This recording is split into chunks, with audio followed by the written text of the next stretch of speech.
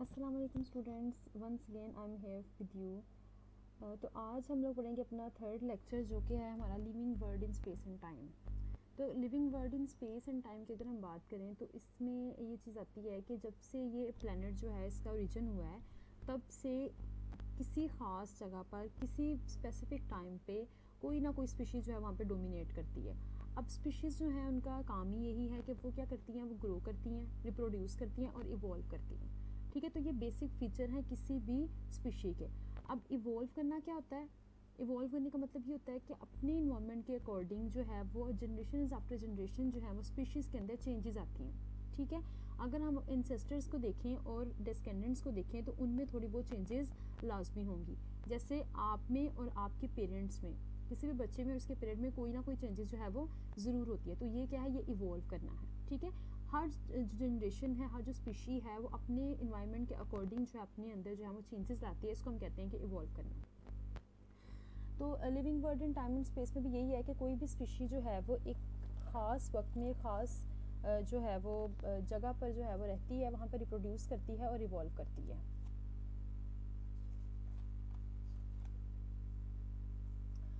अच्छा, तो इसके बाद अगर हम देखें तो यहाँ पे एक टर्म यूज़ हुई है बायोम। अब वो बायोम क्या है कि large regional community determined by climate, यानी कि एक बड़ी कम्युनिटी है, ठीक है, अपने नॉन लिविंग फैक्टर्स के साथ, उसको हम कहते हैं कि बायोम है, जो कि उसकी और बायोम किस बेस पे, उसके क्लाइमेट की बेस पे है। जैसे 7 बायोम्स हैं, उनमें से एक एग्जांपल देती हूँ। जैसे वो तमाम स्पीशीज़ जो कि किसी सहराई इलाके में रहते हैं उसको हम कहते हैं डेजर्ट, तो वो एक डेजर्ट जो है वो एक बायोम है।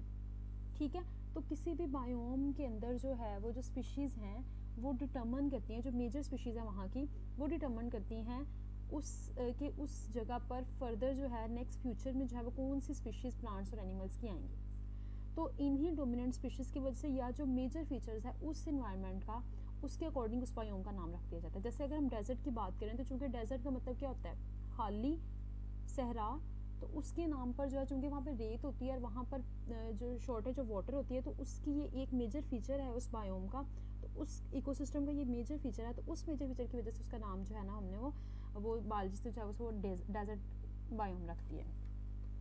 उसके बाद अगर हम लिविंग वर्ड इन टाइम की बात करें तो उसका मतलब क्या है कि एक स्पेसिफिक टाइम के साथ साथ ऑर्गेनिजम्स को प्लेस कर देना इन अ टाइम सीक्वेंस, कि हर टाइम में, अब हम देखें तो हर टाइम पे एक स्पेसिफिक जनरेशन होती है, उस टाइम के बाद जो है वो नेक्स्ट जनरेशन आ जाती है और फिर उसके टाइम के बाद जो है वो नेक्स्ट जनरेशन आ जाती है। ऐसे ही अगर हम ज़्यादा टाइम स्पेस की बात करें तो हर जियोलॉजिकल पीरियड में डिफरेंट स्पीशीज़ ने जो है वो उस जियोलॉजिकल पीरियड को जो है वो डोमिनेट किया है। तो अब होता क्या है, बेसिकली जब ऑर्गेनिज्म ग्रो करते हैं, रिप्रोड्यूस करते हैं, फिर जब उनकी डेथ हो जाती है तो वो क्या होते हैं, वो ज़मीन के अंदर जो है उनकी सेडिमेंट जो है लेयर्स बनना शुरू हो जाती हैं। तो लेयर्स आफ्टर लेयर्स जो है वो ऑर्गेनिजम्स की बनना शुरू हो जाती हैं। अब इन लेयर्स में जो है उन ऑर्गेनिजम्स के जो है वो फॉसिल्स पाए जाते हैं। तो बायोलॉजिस्ट क्या करते हैं, उन फॉसिल्स को स्टडी करते हैं और वहाँ से भी पता लगाते हैं कि ये जो ऑर्गेनिज्म है ये कैसे इन्वायरमेंट में रहता था, या उसका वे ऑफ लिविंग क्या था, उसका पार्टनर जो थे वहाँ पे रहने वाले वो कैसे थे। तो ये जो है वो फॉसल की जो स्टडी है वो हमें बताती है।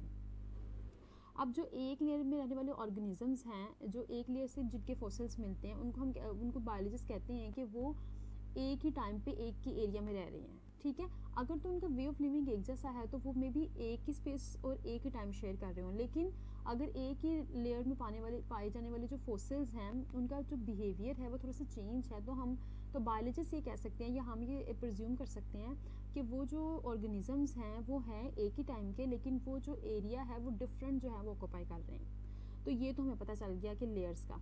अब इसके बाद अगर हम देखें तो जो सबसे पहले लेयर लगी होगी वहाँ पे सबसे ओल्डर ऑर्गेनिज्म होंगे, जैसे जैसे जो सबसे ऊपर वाली लेयर्स होंगी वहाँ पे रीसेंट ऑर्गेनिजम्स होंगे। तो इस तरीके से लेयर्स के, फिर इसमें हम देख सकते हैं कि एक ऑर्गेनिज्म है वो हमने किस लेयर से हमें उसके फॉसिल्स मिले हैं, तो उसके अकॉर्डिंग हम उसकी एज बता सकते हैं। तो जो ओल्डर ऑर्गेनिज्म है वो डीपर लेयर में होंगे तो उनकी एज भी जो है वो डेफिनेटली ज़्यादा होगी। अभी आपकी बुक में जो है वो एक छोटा सा इसमें एक चार्ट सा शेयर किया हुआ है। अब जब living world in time and space में जो फॉसिल्स को स्टडी किया गया तो उसमें उन्होंने देखा कि इन तमाम ऑर्गेनिज्म का जो था वो एक कॉमन इंसेस्टर था, वो एक कॉमन इंसेस्टर से निकलते हुए आए हैं। अब अगर हम इसमें बात करें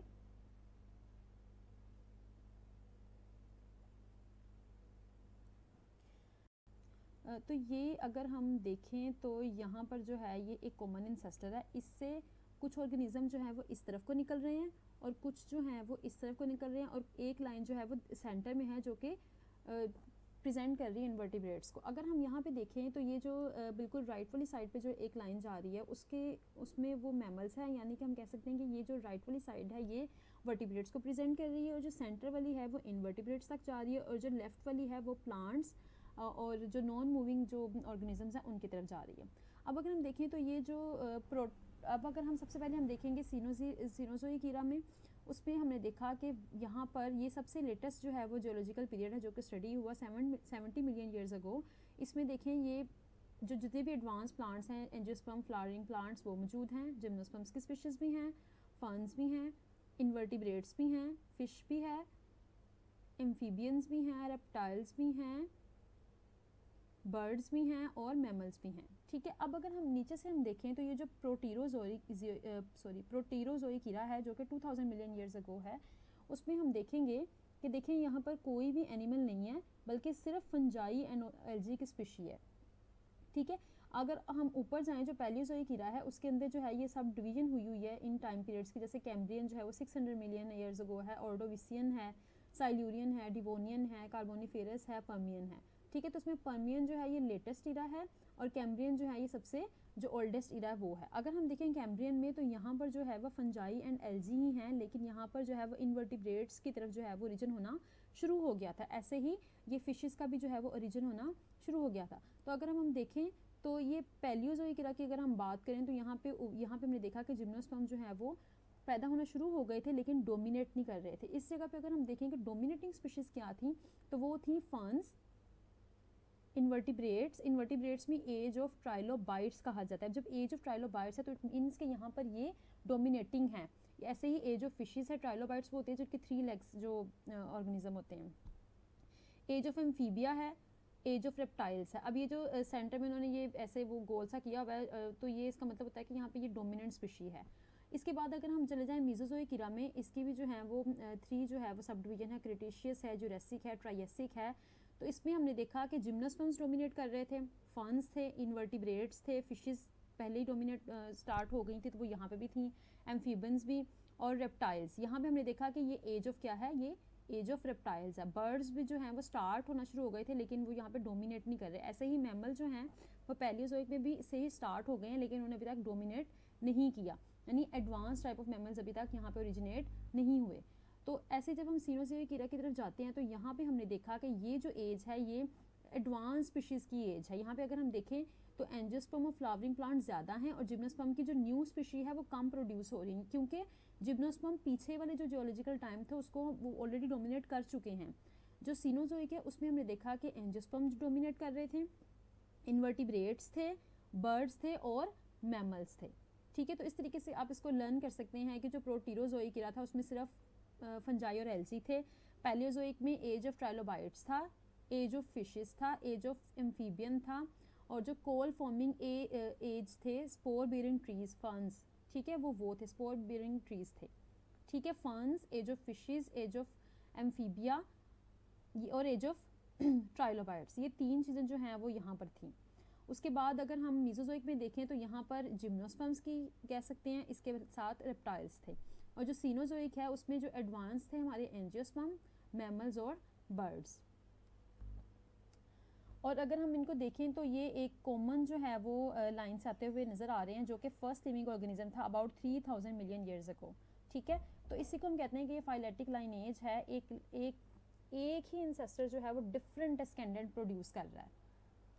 तो यहाँ पर ये जो है ये फाइलेटिक लाइनेज अगर हम देखें आगे तो फाइलेटिक लाइनेज बेसिकली क्या है कि ये है unbroken series of species arrange in ancestor to descendant sequence with each later species having evolve from one that immediately preceded it. ये आपकी बुक की डेफिनेशन, इसको मैंने ऐसे ही लिख दिया है। इसको अगर हम आसान वर्ड में देखें तो इधर आ जाएं तो अगर हम देखें इसमें तो वो कह रहे हैं कि क्या है ये कि अनब्रोकन सीरीज़ है, कि टूटता नहीं है सीक्वेंस। देखें यहाँ पे कोई भी सीक्वेंस टूट नहीं रहा, सारे सीक्वेंस चल रहे हैं। जैसे यहाँ से अगर हम देखें तो फंजाई और एल्गी है तो फंजाई और एल्गी का सीक्वेंस चलता जा रहा है। अब अगर हम कहें कि फंजाई और एल्गी से फर्न्स प्रोड्यूस हुए हैं तो ये जो फर्न्स हैं ये इवॉल्व हुए हैं जो कि बिल्कुल इनके पहले आ रहे थे। इमीडिएटली प्रोसीड का मतलब होता है जो इनके इससे इन्हीं फर्म से फिर जो है वो जिम्नोस्पर्म्स आए, इन्हीं जिम्नोस्पर्म से जो है वो एंजियोस्पर्म्स आए। तो ये क्या, ये अनब्रोकन सीरीज है। अगर हम यहाँ पे बात करें तो यहाँ पे देखें प्रोटीरोजोईकीरा में, यहाँ पर देखें ये जो लाइन है यहाँ से क्या निकल रहे हैं, एज ऑफ फिशेज है। अब इसी लाइन से जाके वो एम्फीबियंस बन रहे हैं। अब जो देखिए फिश है, फिश जैसे हमें पता है कि वो सिर्फ एक्वेटिक एनवायरनमेंट में रहती है, तो कुछ ऐसी फिशेज होंगी जिन्होंने कुछ अर्सा जो है वो अपना थोड़ा सा ड्राई लैंड में गुजारा, जो चूँकि एम्फीबियन जो हैं वो हमारे उनको हम इसलिए एम्फीबियंस कहते हैं क्योंकि वो अपना हाफ लाइफ का जो ड्यूरेशन है वो वाटर में गुजारते हैं, जो हाफ है वो लैंड में गुजारते हैं।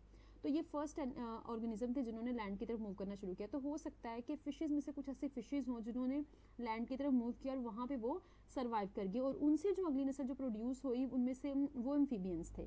तो यही इसकी डेफिनेशन प्रिडिक्ट कर रही है कि क्या है, अनब्रोकन सीरीज ऑफ स्पीशीज़ है जो कि एक एंसेस्टर से डिस्केंडेंट प्रोड्यूस होता है। उसमें क्या होता है, with each later species having evolved from one that immediately preceded it. अब अगर हम इस वाले पिक्चर को देखें तो यहाँ पे देखें ये जो है ये एक कॉमन पॉइंट है, जैसे ये जो है एक कॉमन पॉइंट। अब यहाँ से देखें ये एक ब्रांच निकल रही है, ठीक है, ये एक ब्रांच निकल रही है। अब ये ब्रांच जो है ये इस ब्रांच से निकल रही है, ठीक है। तो हम कह रहे हैं कि ये वाला जो ये लेटर स्पीशी है जो कि इवॉल्व किससे हुई है, जो कि इसके बिल्कुल बाद में आ रहा है। हम ये नहीं कह सकते कि ये वाली जो ब्रांच है, फॉर एग्जांपल ये वाली ब्रांच जो है ये इस कॉमन एंसेस्टर से नहीं निकली, ये ब्रांच जो है ये इससे निकली है। लेकिन जब हम इसको ओवरऑल देखें तो ये आ तो किसी कॉमन पॉइंट से रही है ना, इस वाले पॉइंट से ही आ रही हैं। तो इसको हम कहते हैं फाइलेटिक लाइनेज है, कि जो अनब्रोकन सीरीज ऑफ स्पीशी है जो कि कॉमन इंसेस्टर से निकलता है और इससे डिफरेंट जो है वो फिर ब्रांचेज और फिर सब ब्रांचेज बनती हैं। अब अगर हम देखें तो बायोलॉजिस्ट कहते हैं कि अर्थ पे जो है वो अभी तक 25 लाख स्पीशीज जो हैं वो अभी तक डिस्कवर हुई हैं। कुछ कहते हैं कि 5 और इनकी जो रेंज है वो 30 मिलियंस के दरमियान में है, और बहुत सी ऐसी स्पीशीज़ हैं जिनको जो अभी तक डिस्कवर नहीं हुई। अभी तक जो है वो हम कहते हैं कि 1% भी जो है वो अभी तक जो है वो डिस्कवर नहीं हुआ। उसमें से भी जो अगर हम देखें तो उसमें से हाफ से ज़्यादा जो है वो इंसेक्ट्स हैं जो कि 53.1% हैं, और 17.6% जो है वो उसमें से वेस्कुलर प्लांट्स हैं, और एनिमल्स जो हैं अदर देन इंसेक्ट्स वो हैं 19.9%, और उसके बाद हम देखें तो फंजाई एल्जियन जो प्रोकैरियोट्स हैं वो है 9.5%। अभी एक बहुत सी स्पीशी ऐसी हैं जो कि डिस्कवर नहीं हुई लेकिन वो लाइक एक अपना टाइम गुजार चुकी हैं। ऐसा क्यों होता है कि बहुत से सॉफ्ट बॉडी ऑर्गेनिज्म ऐसे होते हैं जो कि जिनकी डेथ हो जाती है और उनके कोई फॉसिल जो है वो नहीं बचते, तो उनकी वजह से जो है ये इनके बारे में कहना मुश्किल है कि एग्जैक्ट अमाउंट कितनी है जो कि अर्थ के ऊपर ऑर्गेनिज्म जो है वो पाए जाते हैं। तो यहाँ पर जी हमारा ये टॉपिक ख़त्म होता है। आई होप कि आप लोगों को समझ आया होगा और आपने इंजॉय किया होगा। तो लाइक ज़रूर करिएगा, कमेंट में ज़रूर बताइएगा और सब्सक्राइब ज़रूर करिएगा ताकि आपको फर्दर जो है वो अच्छी इन्फॉर्मेशन मिल सके। Thank you.